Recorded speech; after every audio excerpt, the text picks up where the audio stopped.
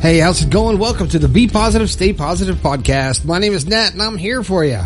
I am here for you, hopefully 3 times a week, to cheer you up and give you the keys to the door that will unlock your happiness, and that's what I'm trying to do, just trying to help you find your happiness. If this is your first time here, welcome to the show. I'm glad you found it. If you would, please tell me how you found the show. What did you search for? What are you looking for? Let me know on the text line, 304-506-3332. You should have that on speed dial on your phone by now.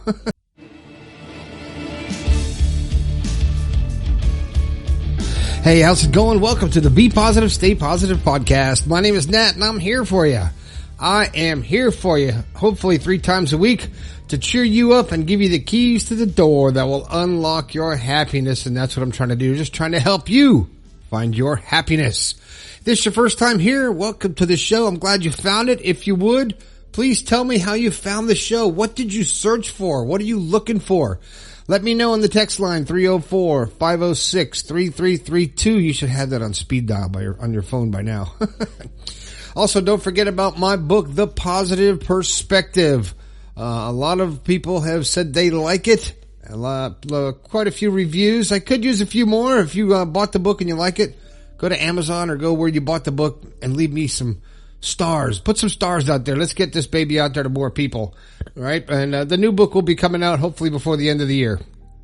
I'm working on that right now. Don't forget about the merchandise that helps me keep this show going. Go to bepositivepodcast.com and grab something from the store. Before summer's over, grab a Coolie cup. It'll keep your soda nice and cool. And I mentioned the text line, 304-506-3332. I love hearing from you guys on that as well. And I want to say a quick shout out to Magic Mind. I've been taking this stuff for quite a while now, and it's amazing. It's amazing stuff, man. It's going to give you steady energy for like 7 hours. It's going to reduce your stress, and it gives you stuff for your cognitive processing. All kinds of stuff like lion's mane mushrooms and stuff I can't even pronounce. Bacopa, Moneri. It's stuff for energy. It gives you matcha in there, B vitamins. There's all kinds of stuff in it. And some things, ashwagandha and turmeric to manage your stress. And it really helps you stay focused. It really helps me stay pumped at work without feeling like you're all wired and jittery. It doesn't feel that way at all. Sometimes if you drink too much coffee, you get that way, and this stuff doesn't do that. A quick shot in the morning, you can have it chilled, or you don't have to. I keep mine in the fridge, nice and cold. Boom. And it's really starting to change my life. I love it. So check it out. You can get a discount if you go to magicmind.co/staypositive. There's a link in the description. You can get a discount there. And just go check it out. I'm not asking you to go crazy and buy a bunch of stuff, but check it out and read it and see if it's right for you. All right. See what you think. All right. A quick shout out to Mark. Mark, I hope you texted me earlier today and had a little bit of anxiety going on, and I'm hoping that you got a little focused and got that under control. I hope you did. Helen, I want to say hi to Helen. I talked to her on the text line, so see what happens. You text me and I mention you on the air. How about that? Oh, almost 1 million people heard your name just now. Fantastic. All right. What else is going on? You know what? Let's get to the show. What am I going to talk about? Well, I'm going to talk about anxiety today and recognizing and coping with your anxiety. How do you do that? First of all, how do you know if you have anxiety, or if you're just, I don't know. I don't have it. So how do you know? It's a common emotion, and usually people know because they feel uneasy, or they're worrying, or they're afraid, or they think there's some imminent danger or something uncertain is going to happen. So you're going to get stressed out. And but times if it goes on too long and you don't control it or don't understand it, it can interfere with your daily life and become like an anxiety disorder. And some people have that, whether it's generalized disorder or social disorder or panic disorder or phobias or anything. And it's hard to deal with sometimes. Maybe restlessness, your muscles get tense, your heart starts pounding, you worry a lot, and you can't concentrate. So it's very stressful to actually deal with it. So I'm going to try to give you a couple ways to think about it. I want to first start off with something I heard that I thought was amazing, that I really think would work for more than just anxiety. It would work for being frazzled or a lack of concentration, just to re-get your focus. But it's called the pen technique. At least that's what I called it, because I don't remember what she called it. But she says, as you're feeling anxious or out of control and can't get focused, get something like a highlighter or a pen and hold it about 12 inches away from your face and focus on the pen, and then focus on the distance behind the pen, like the wall, something like 20, 30 feet away. And then focus on the pen again and focus on the wall. And spend more time in between them, and do it a handful of times.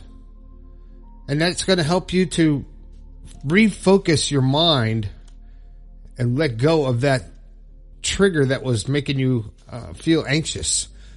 It might work. I think it works for people. It makes sense to me that it would work. You take your focus off what you're thinking about, and you're thinking about focusing on the pen and focusing on the wall or the picture, and then back to the pen, and you can slow your heart down, slow your breathing down, and start to relax. So if you try that, if you have anxiety, try that. Let me know if it works. I think it might, but I'd like to know from you if it works for you. So let me know. But what else can you do? How do you first know? You have to identify what's triggering the anxiety. What situation or circumstance is putting you over the edge and getting you stressed out? What is it?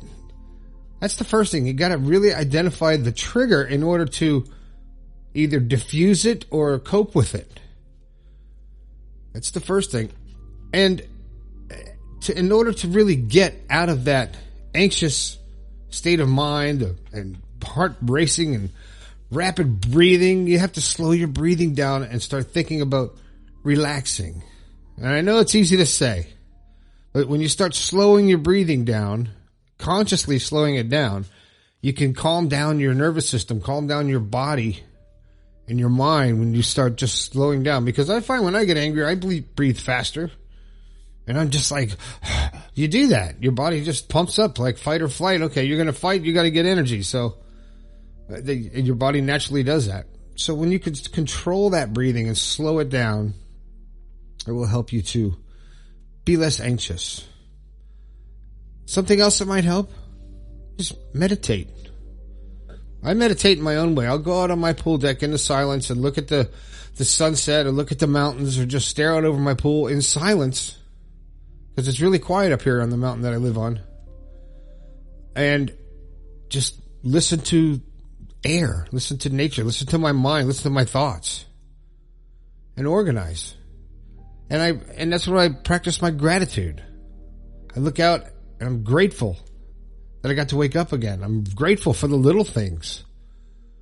For the fact that I can get up in the morning. The fact that I do have a family and I do have things in my life that I've accomplished, and I am happy and not wanting for things. And that's where the joy of life comes, when you start feeling that way. And another thing that will help with anxiety is something that I started doing, and I'm not happy about it. It's called exercise.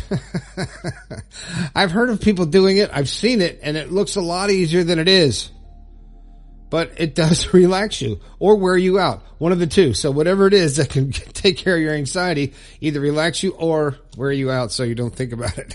Physical activity, it'll help reduce your anxiety, because it releases endorphins, and those are natural mood lifters, man. That picks you right up and you get endorphins.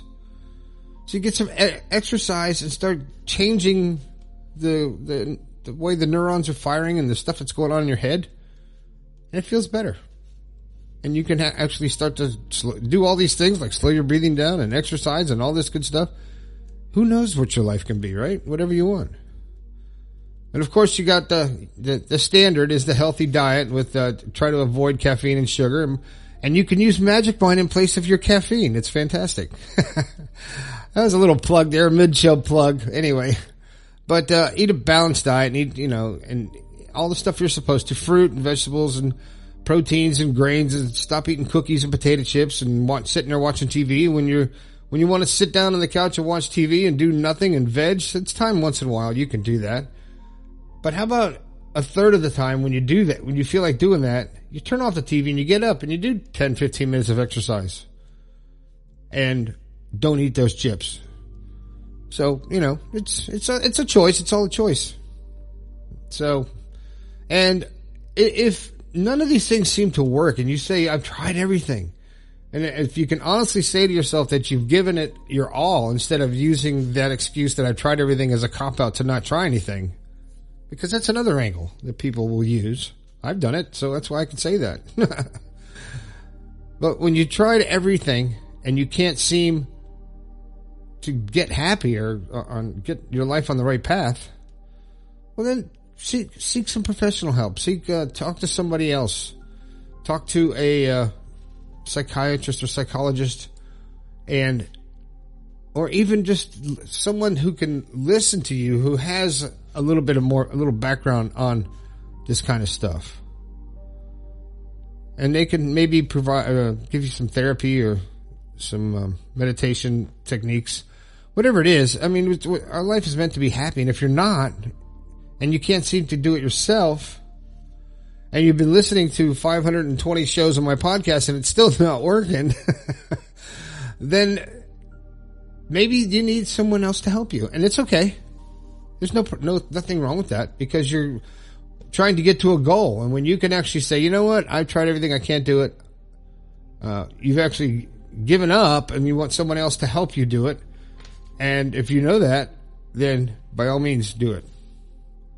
All right. So I'm hoping that some of these words that I say in some of these shows, that your mind controls your body. I talk about that. And, thoughts become things. Whatever you think about, you bring about. I've been saying these for years, and it's true. So if you're thinking about being anxious and tense and all that, you're going to be that. It's a acquired practice. You have to practice it in order to change your thoughts and change your life.